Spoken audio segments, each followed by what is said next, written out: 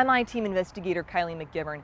The state's 2-year investigation into allegations Catholic priests sexually abused Florida children resulted in a blistering report identifying 97 priests. But the state couldn't prosecute. In most cases, too many years had passed since the alleged abuse. But we found the story doesn't end there. Not for people like Patrick, who is sharing his story for the first time and pushing for a new path to justice.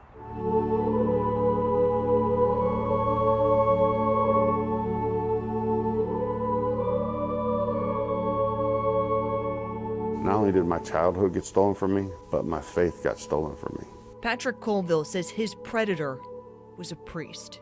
I wrote this story about it. Patrick's own story. I called it Preyed Upon.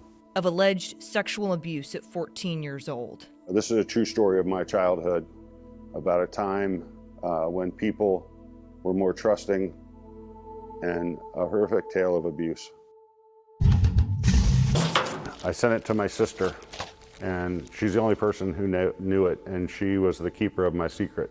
A secret buried in darkness, now brought into the light.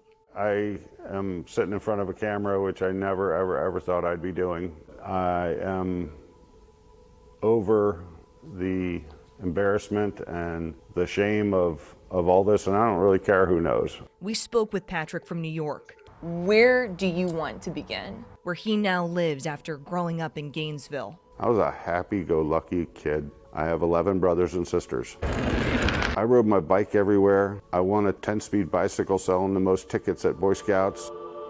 I got into the church. I was an altar boy. My mother and father were very religious. This guy, this priest, started showing me attention.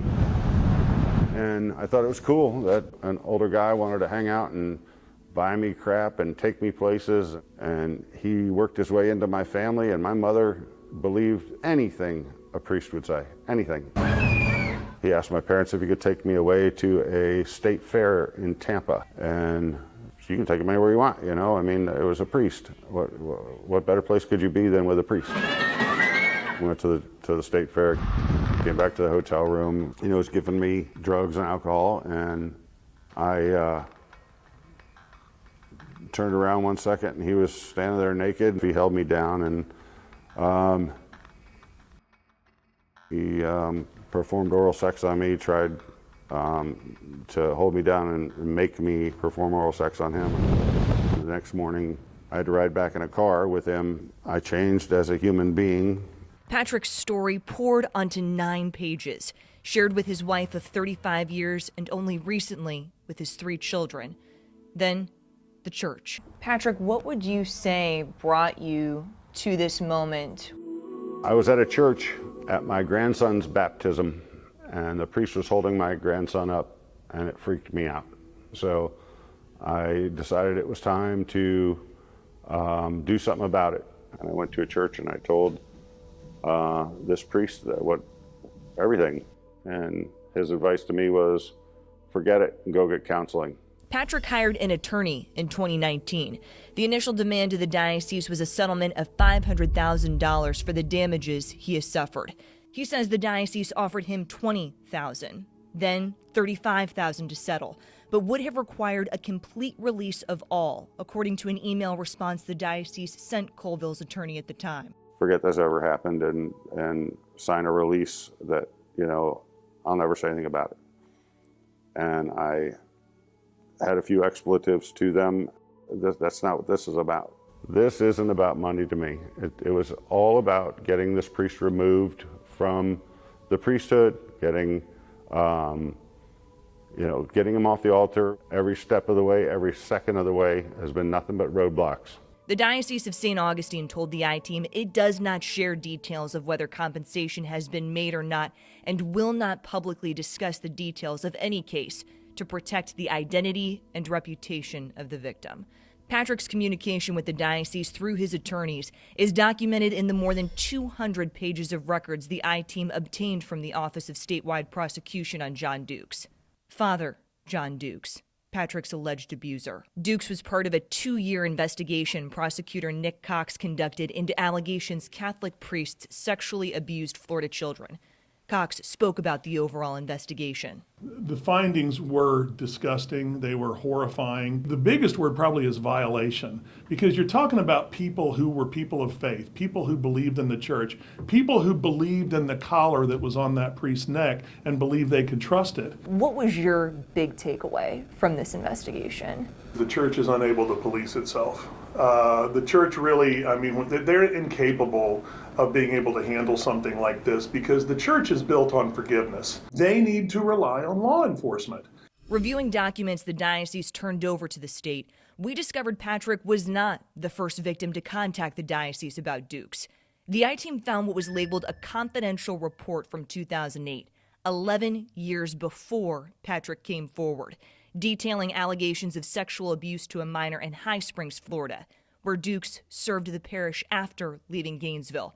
The Diocesan Review Board concluded the boy has been a victim of clergy abuse. But it wasn't until March of last year, after Patrick came forward and the Review Board found his allegation to be credible, that Bishop Felipe Estevez moved to prohibit Dukes from presenting himself as a priest, wearing clerical attire, and ministering. Estevez notified the Diocese of Charleston, where Dukes lives, and the Archdiocese for Military Services USA, where he was a chaplain. That prompted another man to contact the victim assistance coordinator for the diocese. Records we obtained stating that his abuse was while he was at St. Madeleine Sophie in High Springs. The state says it investigated hundreds of priests and came out with a list of 97. We believe there are 97 priests in Florida that could have been criminally prosecuted. That is, if the priest were not deceased, had not been previously prosecuted, or in Dukes' case, if it was not barred by the statute of limitations. That was really frustrating, and especially a crime against children. More than a dozen states and Washington, D.C. have established look-back windows, a period of time allowing people to file civil suits against their alleged abusers and the institution where they worked, no matter how long ago the alleged abuse occurred. Last year, lawmakers tried to create a look-back window in Florida, legislation Patrick pushed for. Then, this session, there was a bill to eliminate the statute of limitations for certain sexual offenses. But Patrick's alleged abuse still occurred too long ago for it to be included. Both efforts failed. Senator Lauren Book, a survivor of child sexual abuse, says fellow survivors would still have to meet the same burden of proof if Florida opened up a look-back window. But it would give them that opportunity to feel empowered to use their voices and say, this happened to me, this is the person who did it, you're not going to control my destiny any longer, I'm taking back my power. And I think that's one of the most important things that we can do. Representative Michael Gottlieb says he's committed to filing a new bill next session. So because that claim is dead, we would have to amend the Constitution of the state of Florida to revive that claim. And, that's aggressive, but that's what these survivors deserve. They deserve to have their day in court. In Gainesville, Patrick's attorney Bill Gallione says he's on standby. He's gotten to this point in his life where he has the wherewithal to confront this, to deal with it, to try to enforce rights and hold the other side accountable. He's there now, but the law's not there with him now. And I'd like to see the law line up alongside these folks to be with them when they need it. The I-team contacted Dukes through the Diocese of St. Augustine, a spokesperson telling us she does not expect to hear back from him. We called. This message is for Father John Dukes. And mailed a letter to give him every opportunity to respond to the allegations. We have yet to hear back. Instead, what we do have is a letter from canon law professionals to the diocese last year, stating Father Dukes adamantly denies the accusation. He wishes to defend himself fully, especially in the face of this threat. Sitting here today, what do you want to say to your 14-year-old self? Run.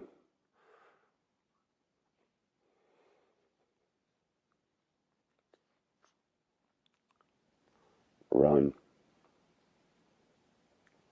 Get the hell out of there.